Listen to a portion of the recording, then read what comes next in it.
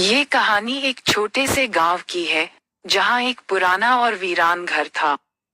गांव के लोग कहते थे कि उस घर में भूत रहते हैं। कोई भी उस घर के पास जाने की दोस्ती नहीं करता था। एक दिन गांव में एक नया शिक्षक आया।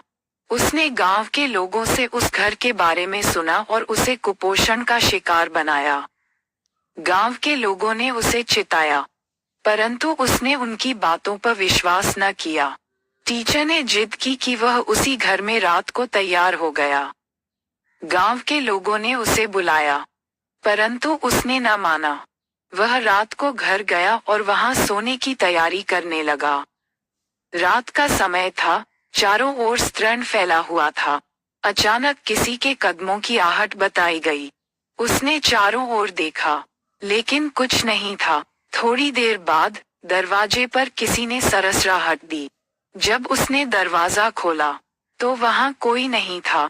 धीरे धीरे उसकी चारों ओर अजीब सी आवाजें आएंगी, जैसे कोई उसके कान में फुसफुसा रहा हो।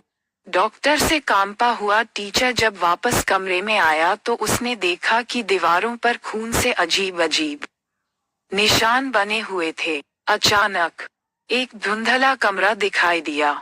वह धीरे धीरे उसके पास आने लगी। शिक्षक घबराहट कर चिल्लाया और बेहोश हो गया। अगली सुबह गांव वालों ने देखा कि घर पर एक शिक्षक का बाहरी व्यक्ति गिर गया था। जब उसे पता चला तो उसने बताया कि वह भूत प्रेत की तरह विश्वास नहीं करता था, लेकिन उस रात उसने जो कुछ भी अनुभव किया, उसकी सोच बदल गई। उसने गांव छोड़ने का निर्णय लिया और फिर कभी वापस नहीं लौटा। उसके बाद गांव के लोग और भी ज्यादा उस घर से डरने लगे और किसी ने फिर कभी उस घर में जाने की हिम्मत नहीं की। कहते हैं, उस घर में अब भी रात के समय किसी की परछाई दिखाई देती है और रहस्यमयी आवाजें दिखाई देती हैं।